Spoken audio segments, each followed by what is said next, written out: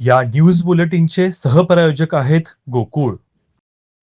Pachgaon Sainath park येथे पाचगाव जिल्हा परिषद उद्धव बाळासाहेब ठाकरे गटाचे उमेदवार विराज पाटील यांच्या महिला मेळाव्यास महिलांचा उत्स्फूर्त प्रतिसाद मिळाला. या मेळाव्यास परिसरातील सुमारे 150 ते 200 महिला मोठ्या संख्येने उपस्थित होत्या. मेळाव्यात बोलताना विराज पाटील म्हणाले की महिलांच्या सक्षमीकरणासाठी जिल्हा परिषदेच्या उद्योग व व्यवसायाशी संबंधित अनेक योजना आहेत, मात्र त्या योजना महिलांपर्यंत पोहोचत नाहीत. निवडून आल्यानंतर या सर्व योजना थेट महिलांपर्यंत पोहोचण्याचं काम आम्ही करणार असल्याचं आश्वासन त्यांनी दिलं. यावेळी उपस्थित महिलांनी ही प्रतिक्रिया व्यक्त करत सांगितले की विराजदादा कोणतेही पद नसताना देखील आमच्या समस्या सोडवण्यासाठी पुढाकार घेतात. त्यामुळे निवडून आल्यावर आमचा पाण्याचा प्रश्न निश्चितच मार्गी लावतील अशी आशा त्यांनी व्यक्त केली.